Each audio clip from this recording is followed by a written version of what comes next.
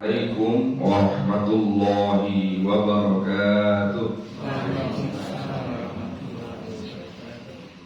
Alhamdulillahi qailu fi kitabih yarfa'illahu alladhina amanu minkum walladhina utul ilma darajat. Wa qala ta'ala fil Qur'anil Karim a'udzu billahi minasy syaithanir rajim. Laqad kana lakum fi Rasulillah uswatun hasanah liman kana yarjullaha wal yawmil akhir wa dzakarallaha katsiran.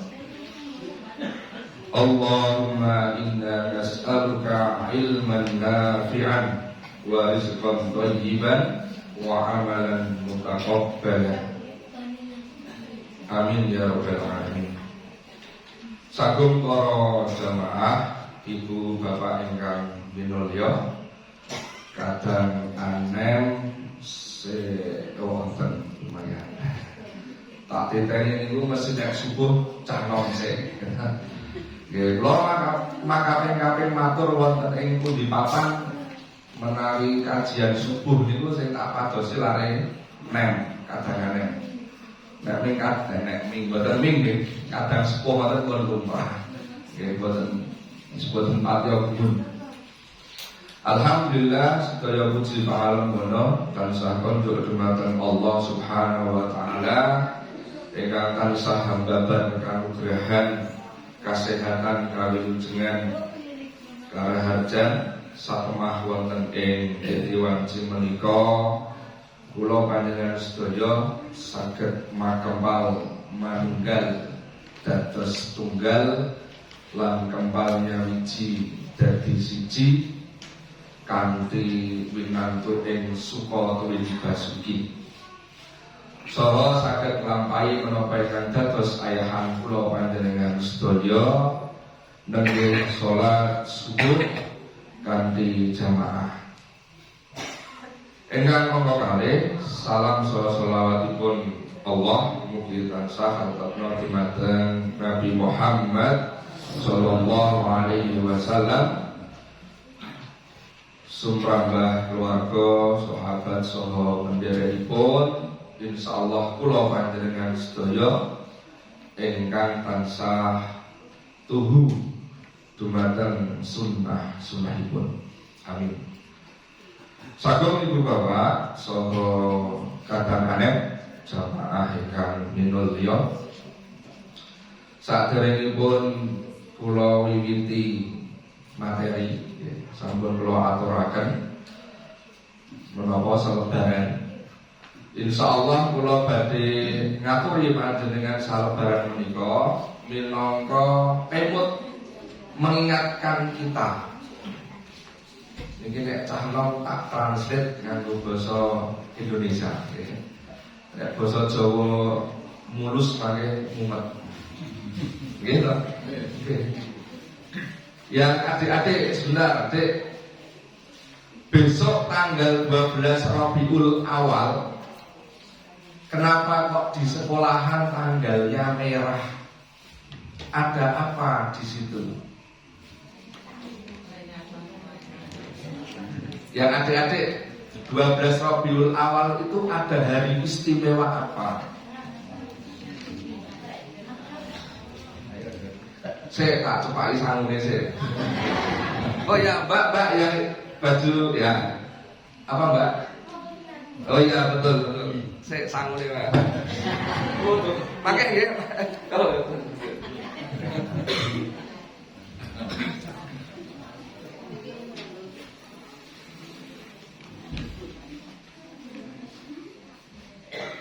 Nah ini mbak. Nanti ya pokoknya ya. Cash 10.000. Nanti saya kalau lupa diingatkan. Ya. Nun sewu ibu bapak. Kenging menapa kula matur gayutan menika.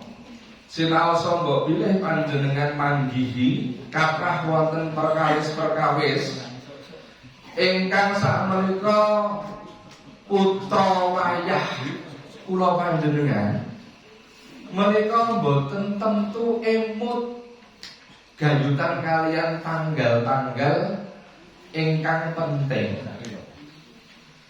Walaupun ketika kita belajar tentang sirah nabawi, memang iya 12 Rabiul Awal itu meninggalnya Nabi dan juga lahirnya Nabi. Istimewa ya. 12 Rabiul Awal kok iso padha. Kula jenengan mesti sama pasti ngoten itu. Mulai mati sesuk yo ngerti kapan gitu. Nek tanggal lahirnya pun do sanggup kiambak, KTP pun ngoten.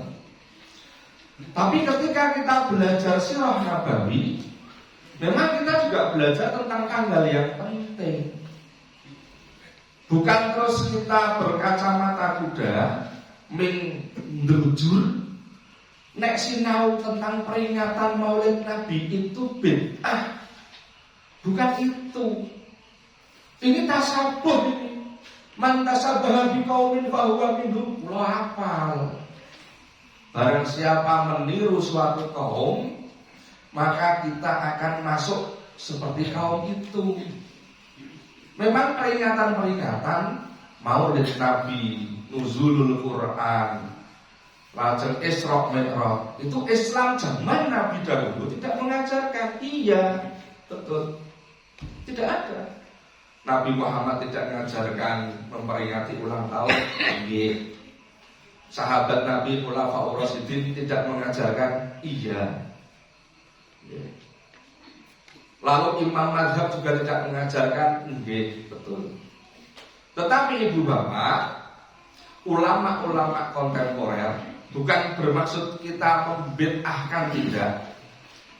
Tetapi kita juga harus belajar. Nek boten sinau nyatane, nggih. Kula panjenengan nggih durung mesti paham kok. Oh, nek 27 Rajab iki apa to? Oh, nek Ramadan kok iso pas tanggal 17 iki apa to? Kalau kita tidak pelajari juga kita nggak paham. Nah, maka beberapa ulama itu ada ijtihadiyah di sini. Ya, ijtihadiyah ini perkara yang harus dirembuk, yang kita nanti bersungguh-sungguh. Jahadu itu artinya bersungguh-sungguh. Perkara yang namanya ijtihadiyah. Bagaimana untuk menentukan ini? Maka ulama berembuk.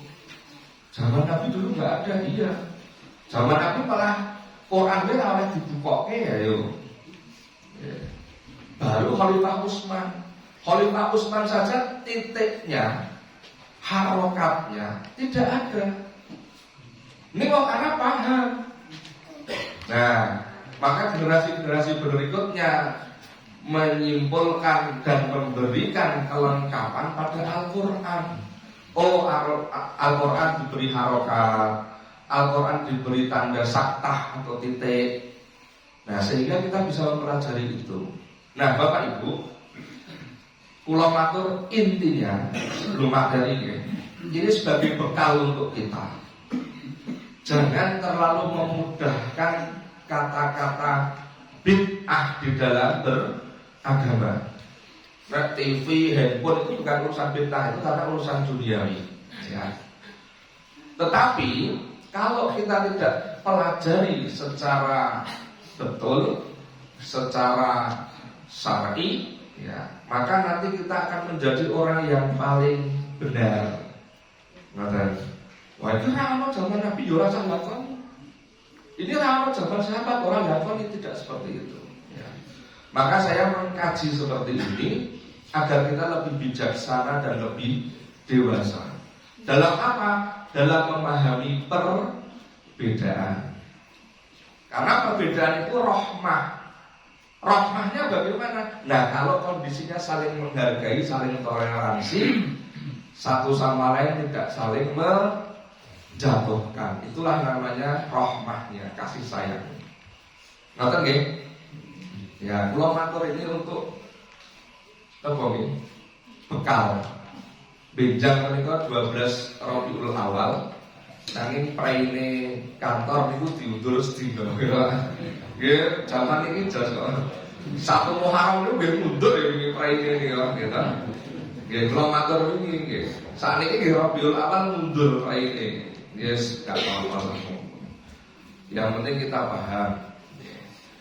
Nah, Ibu Bapak rahimani wa rahimakumullah, memang ada beberapa pendapat yang mengatakan ini bid'ah karena alasannya ini. Ya Quran semua sumbernya dan hadis. Yang mengatakan ini tidak bid'ah, ada Qurannya, ada sunnahnya, hadisnya ada. Semua punya hujah, semua punya dasar. Nah, bagaimana kita sesama muslim mensikapi? Saya lebih cenderung kalau memang untuk tarbiyah, untuk pendidikan, untuk syiar Islam, bukan memperingati ya, tetapi mengingatkan bahwa hari-hari itu ada hari yang penting dan diisi dengan kegiatan keagamaan, keislaman, maka ulama-ulama yang lain itu membolehkan, bahkan harus. Ngaten Bapak Ibu, silakan kalau mau memperingati atau istilahnya apa, boleh dibuat yang berbeda. Memperingati Maulid Nabi, monggo. Tapi diisi dengan kegiatan yang baik. Bukan cuma kita di Indonesia yang ada masalah seperti ini. Di negara yang lain belahan dunia Islam itu juga ada Bapak Ibu. Ngono kuwi ya tetep dimasalahke wae. Wah, negara kaya berarti bid'ah, negara kaya bahaya. Itu kita bicara tidak hanya di ruang lingkup Indonesia kok. Pun ngoten niku nggih, teng negeri zaman itu luar biasa untuk memperingati 12 Rabiul Awal ini. Bahkan di Inggris, wonten kota Leicester itu koyo pawai itu. Dan semua yang disetel, yang digaungkan itu sholawat Nabi. Luar biasa. Awake dhewe arep sholawatan engko kleru meneh. Nah, ini kita lebih dewasa saja. Pun itu rata dawak-dawak ini. Pun jenengan lebih bijaksana, lebih arif. Nah, Ibu Bapak sagung para rawuh. Aduh. Kula nek matur ning sithik kan yo suruh rampung materi nggih. Menika dipun lajengaken malih gayutan kalian materi sirah nabawi agar kita lebih mencintai Nabi. Salah satu cintanya kita kepada Nabi adalah memahami biografi Nabi, memahami sunnah-sunnah Nabi. Wa ma atakumur rasulu fahuduhu wa ma nahakum anhu fantahu wattaqullah innallaha syadidul iqab. Dawa jane asline itu surat Al-Hasyr ayat itu. Maka apa yang Rasulullah contohkan, perintahkan, kita juga ikuti. Tetapi yang Rasulullah larang, yang Rasulullah tidak membolehkan, kita juga meninggalkan. Fattaqullah, maka bertakwalah pada Allah. Bon, yang penting ini kita campuri sithik hikmah Maulid Nabi. Yang pertama pokoknya sami'na wa ata'na, ingkang dipun dawuhi Nabi. Boten sami'na wa asoina, kami taat dan kami mengingkari, tidak. Tapi sami'na wa ata'na. Itu satu. Yang kedua ittiba. Derek napa piwulang Nabi. Ingkang nomor 3, mencintai Nabi beserta keluarga dan sahabatnya. Penting ini.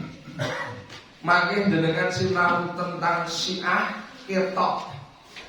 Roh Nabi seneng, Roh Ali seneng. Nek tekane sahabat-sahabat Nabi dan istri Nabi mencela. Niku kon boten Islam malih. Pun nggih 3 mawon. 1, mencintai Nabi itu 1 ittiba, yang kedua mengikuti sunnah dan menjauhi larangannya. Yang terakhir mencintai keluarga dan juga istri serta sahabat Nabi. Pun hikmah Maulid Nabi niku mawon. Ngenjang materi niku cinta atau kita tersarbi. Senin jatah kula ngaji tersarbi ini materinya niku. Pun Ibu Bapak sak menika masuk materi. Nuwun sewu. Kalau ini gayutan kalian Nabi dipun bedah sampun nggih? Sampun nggih. Nah, Nabi dibedah dadanya dan perutnya ini, itu memang saya kemarin matur, ada sumber yang menyampaikan Nabi didatangi oleh satu orang, yaitu Jibril. Ada yang mengatakan juga Nabi didatangi oleh dua orang, malaikat tentunya, ya. Tetapi yang malaikat bawah itu ada yang menyampaikan sebuah bejana. Bejana itu yo kaya dene napa niku baskom nggih, gampilipun baskom.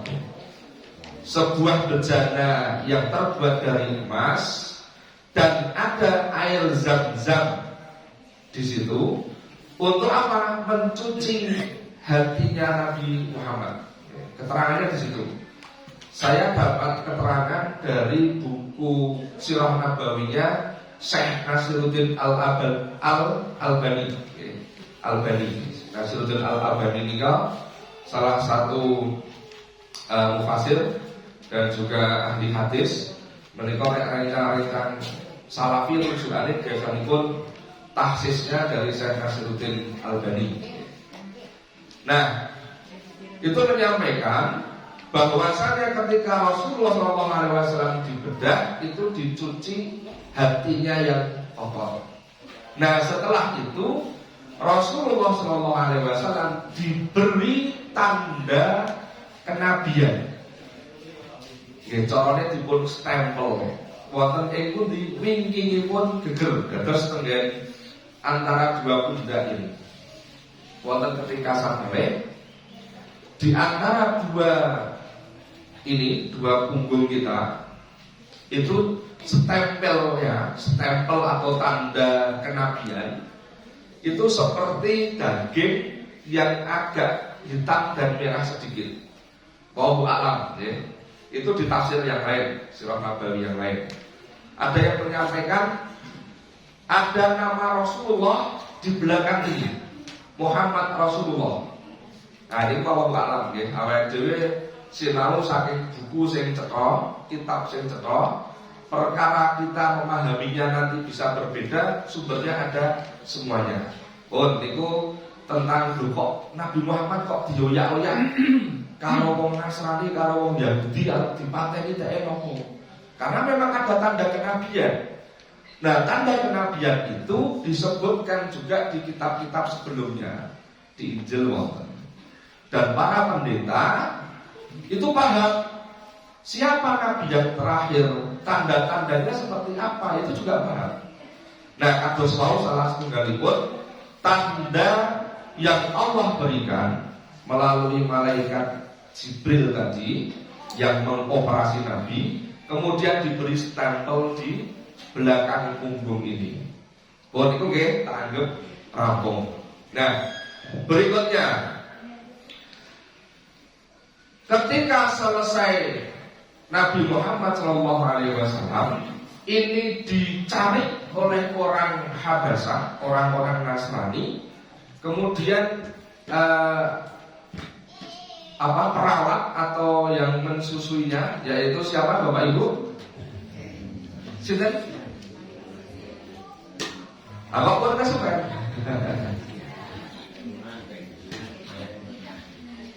Halimah As-Sa'diyah. Halimah As-Sa'diyah kalau mau lajeng khawatir. Kemarin Nabi Muhammad dibedah perutnya. Alhamdulillah selamat. Dikembalikan ke kakeknya dan ibunya, malah disuruh bawa pulang lagi. Karena ada keberkahan. Memelihara, merawat Nabi itu luar biasa. Halimah Sa'diyah dan keluarganya selalu diberikan rezeki yang luar biasa. Kambingnya juga mensusui bisa gemuk, bisa mengeluarkan susu, panennya juga banyak. Nah, ini keberkahan. Nah, lanjut ada kasus yang lain. Kemarin sudah tak bahas sedikit. Ketika Nabi Muhammad ini diincar oleh orang-orang dari Habasah yang di sana itu agama resminya Nasrani, Nabi Muhammad ini mau diculik. Ini tak bahas ketik. Mau diculik untuk apa? Ya untuk dibunuh. Disitulah kekhawatiran dari Halimah As-Sa'diyah dan keluarganya, sehingga Halimah ini bersikeras, wes pokok menek corone ngene timbangane Nabi Muhammad tidak selamat, mau saya kembalikan ke kakek dan ibunya. Ngoten. Nah, lajeng Nabi Muhammad itu diantar pulang ke Mekah. Nah, waktu mengantarnya itu malam hari, Bapak. Qadarullah, di banyak kisah buku mengatakan di malam harinya itu Nabi Muhammad hilang. Wes dituntut arep diterke nenggon mbahne karo ibune, Nabi Muhammad hilang. Hilang kemana? Allahu a'lam. Digoleki ra ono, sampai warga di Makkah itu juga mencari kemana Muhammad, katanya kok hilang. Nah, akhirnya ditemukan di atas sebuah bukit, yang di bukit itu ditemukan oleh seorang tokoh Nasrani, tetapi Nasrani yang asli, masih mengikuti agamanya Nabi Isa dan Nabi Ibrahim. Siapa beliau? Waraqah bin Naufal. Nah, ini pun wonten keterangan.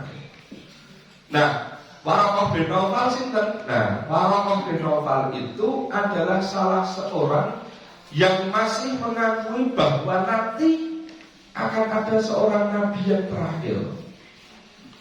Maka di beberapa hadis itu disampaikan bahwa nanti di surga Waraqah bin Naufal itu berbaju putih.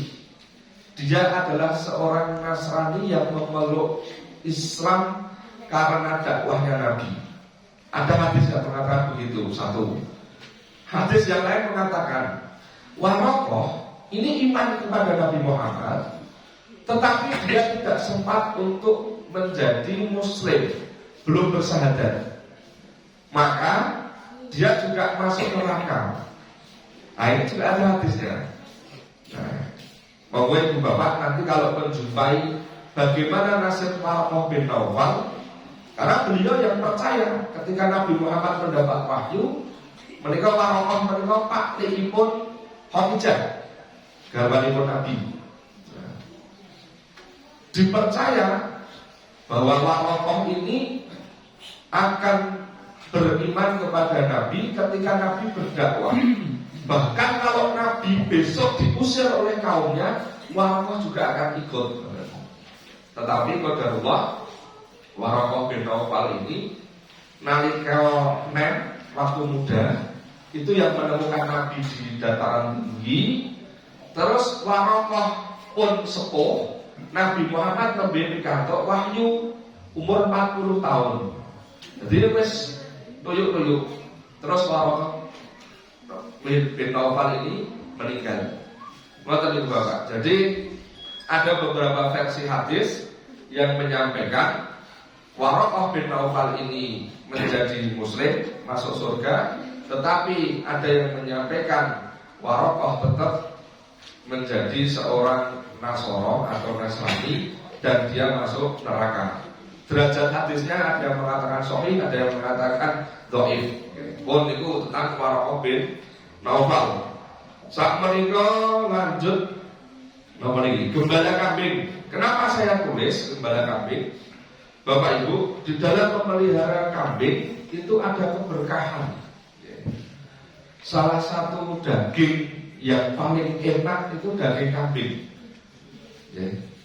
Mereka diteliti ternyata tidak menyebabkan kolesterol. Ini kita bahas sedikit biar kita lebih mencintai daging kambing. Murni loh saya daging kambing loh. Kambingnya kadang kolong misalnya subuh ngeten iki dodol sate gitu.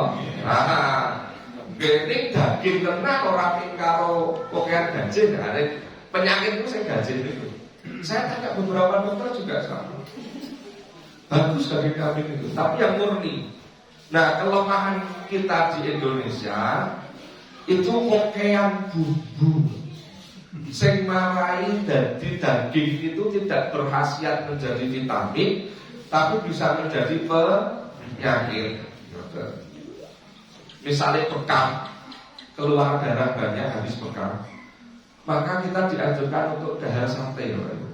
Sate loh, boten tongseng, boten taplek, sengokan, boten. Yang daging asli. Nah, menggembala kambing ini salah satu kebiasaan dari nabi-nabi kita. Bukan sekedar Nabi Muhammad, Nabi Musa juga iya, Nabi Syuaib iya. Banyak rata-rata nabi itu pasti memelihara kambing. Dan monggo menawi jamaah Masjid Bahrul Ummah untuk kegiatan usaha memelihara kambing itu saya besok paling tidak untuk Idul Adha, Idul Kurban wis nyicil duwe pedus gitu. Nek sadurunge Idul Adha nggih saged dipun sate pasar kewan nggih saged gitu. Berkahnya dapat, ekonominya dapat. Nah, monggo niku unit usaha baru. Niku kan wis wonten pom bensin ini, nah kok bilih nginjak ngingu bendo. Sunnah gitu. Keberkahannya juga ada. Dagingnya juga istimewa. Pun lanjut warokoh sampun, gembala kambing sampun. Nah, sekarang di bawah asuhan kakek. Ketika Nabi Muhammad ditemukan oleh Warokoh di dataran tinggi, Warokoh bin Naufal kemudian turun ke bawah dan menyampaikan kepada Abdul Muthalib, kakeknya. Wahai kakek Abdul Muthalib, ini cucumu saya temukan di gunung atas. Nah, betapa senangnya Abdul Muthalib, lajeng Muhammad kecil itu dipun timplong-timplong, dipanggul, dipuji, nah, dipuji, lajeng ditumpake unta, jak tawaf keliling Ka'bah.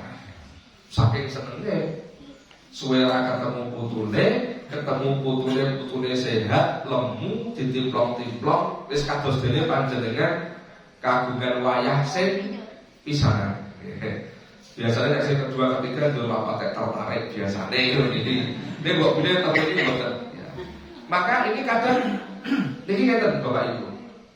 Ini derek jombong. Tak sangkut kaos segede. Di Jawa itu kadang nek simbah karo putu pertama niku luwih seneng timbang putu loro, telu, papat dan seterusnya. Maka doa-doa untuk anak yang punya cucu pertama, belum mesti sing anak pertama duwe putu lho niki. Bu anak kedua, ketiga, keempat, ning kok putu itu putu pertama bagi si kakek nenek niku biasane ditresnani njur nek dongani tenanan. Jadi kalau nek metani niki cara simbah.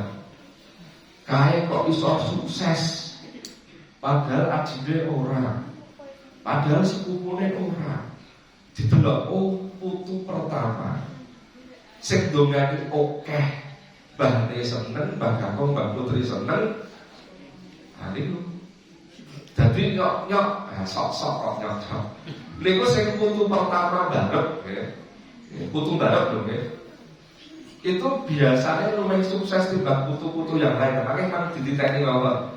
Muga-muga bener. Niki simbah kok sing ngendika mboten wonten rumus iki mboten hadis, mboten Quran iki mboten. Biasanya. Nah, kados dene Abdul Muthalib itu betapa senangnya ketika Nabi Muhammad ketemu. Lajeng ditimplong-timplong, dijak tawaf. Nah, Ibu bapak rahimani wa rahimakumullah, begitu juga ibunya Nabi Muhammad, dia menikah Aminah, boten ageng Siti, ini tak bahas ya. Aminah itu mencintai sepenuh hati anak satu-satunya, anak semata wayangnya yang sudah kembali ke Mekah. Nah, ibu bapak, ketika diasuh oleh kakeknya, wong Abdul Muthalib itu penguasa ya, penguasa yang ada di Makkah waktu itu, menika kagungan singgasana. Nek bahasane dhewe nggih raja niku ya duwe kraton, duwe napa jenenge, tempat duduk. Nah, Abdul Muthalib itu mempunyai tempat khusus yang orang lain tidak boleh duduk di situ ataupun mendekati tempat itu. Istilahnya kursi istana. Nanging wonten Abdul Muthalib boten awujud kursi, ananging panggenan khusus yang di situ berupa karpet yang bagus, yang hanya Abdul Muthalib yang boleh duduk di situ. Bahkan putra-putranya yang lain tidak berani. Lah kok Nabi Muhammad niku saking lek putune lek seneng ditimplok-timplok niku dijak lenggah tenggen tempat duduk khusus Abdul Muthalib di bawah Ka'bah itu. Kenging apa ibu bapak? Karo Pak D karo Pak Lek ya dene ora mau ngono kuwi ora iso. Seperti kita mungkin kunjukane Mbah Kakung kok diunjuk ra ilok. Oh mungkin kok lambine Mbah Kakung utawa lambine napa bapake digo urung pamit ora ilok. Sama budaya Arab juga begitu. Tempat duduknya Abdul Muthalib khusus itu tidak boleh dipakai oleh siapapun. Ternyata Nabi Muhammad dibolehkan. Yang putra-putranya Abdul Muthalib sendiri tidak boleh. Nah, Abdul Muthalib lalu menyampaikan, tidak apa-apa wahai saudara-saudaraku dan juga anak-anakku dan juga warga Mekah semuanya, bahwa cucuku nanti yang akan menjadi penerus, yang akan menghormati, yang akan menjaga Ka'bah, dan ini akan menjadi orang yang hebat. Tunggale balik. Oke, niku bab Nabi Muhammad kondur wonten Mekah. Masih 7 menit. Nah, berikutnya Nabi Muhammad karena belum pernah melihat bapaknya Abdullah, kemudian sama ibunya diajak untuk berziarah ke makam bapaknya Abdullah. Oke. Di situ disampaikan bahwa Aminah itu mengajak Nabi Muhammad SAW beserta Ummu Aiman. Ummu Aiman menikah pembantu pun Abdullah bapakipun, untuk berziarah ke makam bapaknya. Di mana? Di Abwa. Abwa menikah salah setunggalipun desa utawi dusun wonten ing Madinah lan Jufah, antara 37 kilo saking Madinah. Nah, dalam perjalanan sesudah ziarah, Nabi Muhammad itu sedih. Nah, kan alit lahir wis ra duwe bapak, belum tahu ketemu pun yatim. Nah, setelah sebulan saking Madinah, saking ziarah, ibunya juga menyusul untuk meninggal. Umur 6 tahun pun ra duwe bapak, ra duwe ibu, yatim piatu. Betapa sedihnya Nabi Muhammad. Ini sebuah pelajaran untuk kita. Ra duwe pak, ra duwe mbok. Maka kalau ada orang yang mengatakan yatim piatu itu tidak boleh mendapatkan zakat, timur-timur tidak boleh mendapatkan zakat, itu memang tidak tertulis di Quran. Yatim piatu tidak mendapat zakat. Tetapi ibu bapak, panjenengan pirsa istilah fakir kalian miskin. Nek fakir niku ora duwe gawean, ora cetha pemasukane. Nek miskin niku duwe gawean, ning ora cukup. Nah, ulama-ulama yang lain menyampaikan yatim piatu itu masuk kategori fakir. Fakir dari apa? Bukan harta, tapi fakir hatinya. Besok ya, maksud saya. Dia tidak punya bapak, tidak punya ibu, niku sedih Bapak Ibu. Murid kula niku wonten ajeng didumi zakat, kepiye nek ora kepiye. Lah terus pundi? Kategori yatim piatu iya. Ning duwe pom bensin Ini boten pilih lho, mau bensin asli lho, SPBU lho. Ini jauh pilih. Karena dia masuk kategori fakir hatinya, penuh mesake, randi pak randi kok. Maka ulama menyampaikan yatim piatu diberi zakat bagaimana? Boleh masuk kategori fakir. Perkara duwe SPBU, duwe lemah hektaran, duwe sawah jembar-jembar, itu pikir kiri gitu. Tapi masuk kategori fakir hatinya, bukan fakir ekonominya, bukan hatinya. Pun nggih iki tak sangkel paut nggih. Dadi sinau sirah niku nggih ora ming mligi bab sejarahnya, tapi kita juga paham kondisi sekarang. Nah, Nabi Muhammad begitu sedihnya kemudian pulang ke Mekah ditangisi kali Mbah Ning Abdul Muthalib. Ya Allah, bahasa kita Nabi Muhammad sudah yatim piatu. Maka kemudian oleh kakeknya geti dimongkok. Karena Abdul Muthalib itu orang yang kaya, maka walaupun randuwe Pak Bok, ini tetap keturutan, kepomo. Nabi Muhammad itu dibimbing, dibina, dirawat oleh kakeknya, itu juga dalam keadaan sehat. Nah ini belajar sejarah juga. Ada salah seorang ulama kiai ya, keterucut bab niki keterucut. Nabi Muhammad dibongkar bahne rek besen. Nanti kira boten catak bahas ya. Niku wis masa lalu jenenge matur bocah imik itu kadang keterucut ya lupa. Man kasura kalamu kasura khata'uhu. Kasura malamu. Sapa wong sing kokean omong kuwi akeh salahe. Okeh dosane, ini ya bahaya. Kok kula barang bocah imik ini nek kleru ya dosane okeh. Ini ganjarane nggih okeh. Mantalla khairan walahu mislu ajri fa'ili. Banyak ya. Kalau kita menyampaikan kebaikan dengan mengikuti dengan itu ganjaran kula itu ganjaran jenengan. Tanpa mengurangi ganjaran panjenengan. Itu juga plus minus semua. Nah, ada seorang kiai yang salah mengucapkan kata-kata Wong mbahne iki nek ngendi wae karo mbahne ya mestine ora kompen. Dadi nek Nabi Muhammad kuwi ya rebes. Niki pun itu setiap orang punya salah. Insyaallah Nabi Muhammad kompen, lemu, nggih nyemplung. Nggih. Ya memang sedih karena tidak punya ayah ibu. Bon, singkat waktu tinggal 2 menit. Lanjut. Nabi Muhammad dipelihara oleh kakeknya dan sampai usia 8 tahun kakeknya juga meninggal.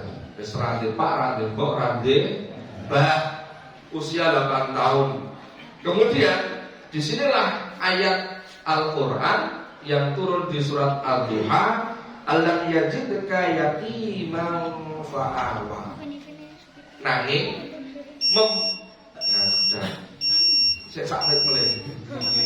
tetapi ayat ini diberikan oleh Allah kepada Nabi sesudah Nabi menjadi Rasul.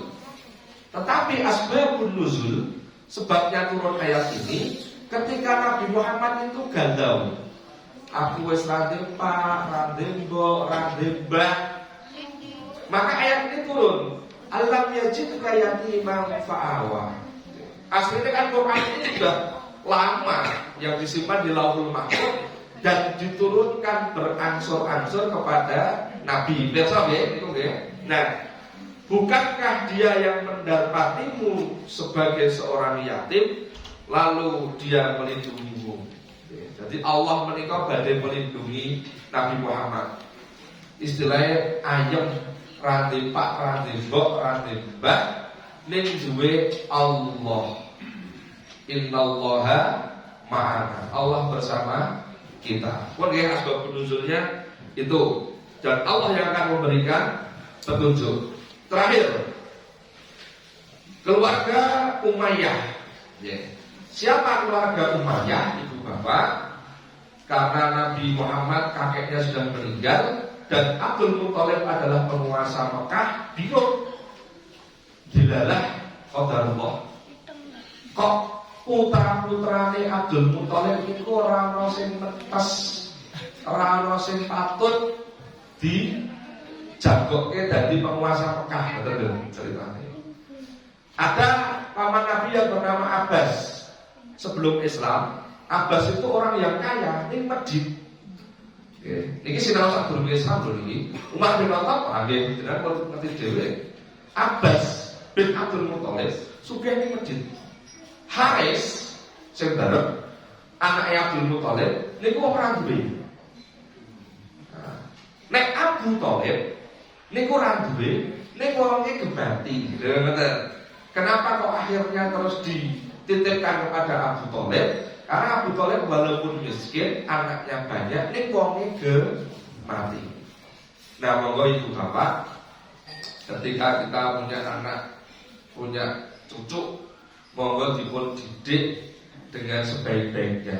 Jenengan boleh menjadi orang yang tokoh masyarakat terpandang, imam masjid, khotib masjid, ning putra-putrane tetep dielingke. Kathah Bapak Ibu, bapaknya bilang kiai kok ngaji ya, bukan anaknya kok ngajinya mawut, raiso, ngimami rafasih. Kakak betul? Ya anak kiai kok malah duga lah, dan ya Allah. Ini membuat demo-demo. Nah ini titik promosi, ini mau saya mau betul ini ponaan kula, anakipun Kang Mas kula. Riyen muridipun Ustaz Parsono nalikanipun TPA wonten Kauman. Ingat masih ingat pesan-pesan itu. Dia nembe kelas 3 sanawiyah. Ini alhamdulillah pun hafid wingi Juli ya, sudah hafal 30 juz. Ya walaupun mungkin ngimami belum semerdu yang ada di YouTube Ibu Bapak. Karena kalau programnya 3 tahun hafal 30 juz itu kan setahun kudu 10 juz. Kuat mau dengan 10 tahun. Apalah lho mboten maca lho. Berarti kan sesasi kudu sak juz niku paling mboten. Sesasi kudu apal sak juz. Awake dhewe sesasi sak juz kuwi nek maca lho mesti kan gitu. Nggih niki alhamdulillah sudah hafal 30 juz, tetapi baru sanawiyah, masih santri. Nah, nanti di aliyahnya baru nanti untuk intensifnya membaca Al-Qur'an dan hafalan baru ke tahsin. Tahsin itu membaguskan. Nah, kok menawa makin diajari lagu nih barang. Kayak kau kan tahsin lagu ini standar. Oh, surat apa tadi? Yunus juz 11. Juz 11. Ana sing hafal mboten? Wah, aku ki Dik, nek opat juz 29 30 insyaallah hafal. Kowe nek ngimami apa sesuk wis pokoke sesuk wae om. Kalau nek salah kowe ora iso bener kok. Ah jujur kok. Nek ya paling kira 3 juz 4 juz kok. Ah niku hafal. Ya, walaupun belum sebagus Ustaz Parsono, tapi ya proses. Niki ya dalam rangka mendidik generasi-generasi kita. Oke, ini kita jajal mau sesuk melu opat ngimami. Sesuk Senin mau tersabili tak jamreh tak kon ngimami. Opat wis karo opat sithik apalan oke.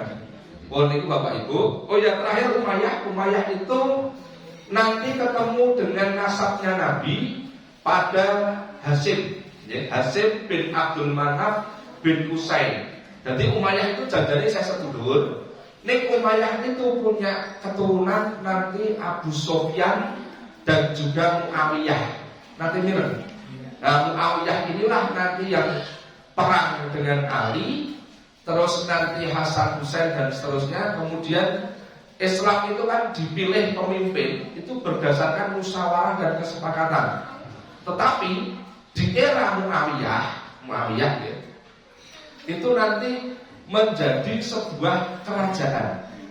Jadi nek kula misalnya pimpinane semawung kula, sesuk kudune nek kula mati, sing neruske mimpin semawung ya anak kula.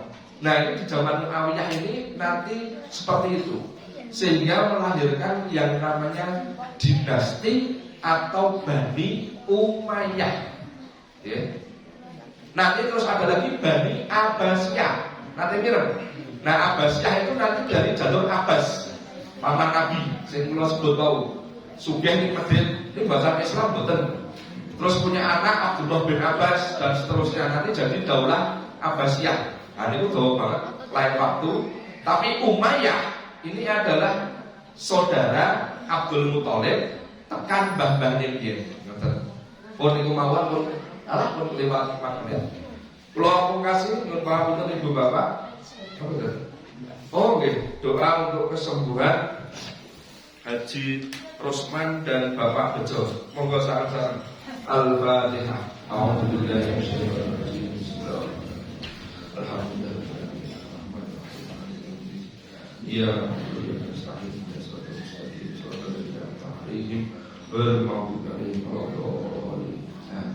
Asyhadu an la ilaha illallah wa asyhadu anna Muhammadan abduhu wa rasuluh. Allahumma shalli ala Muhammad wa ali Muhammad kama shallaita ala Ibrahim wa ali Ibrahim innaka Hamidum Majid. Allahumma inni as'aluka bi anna lakal hamdu la ilaha illa anta al-mannan badi'us samawati wal ardi ya dzal jalali wal ikram ya hayy ya qayyum ya aziz ya ghaffar. La ba'sa tahurin insyaallah Bapak Haji Rosman, Bapak Bejo, la ba'sa tahurin insyaallah Bapak Haji Rosman, Bapak Bejo.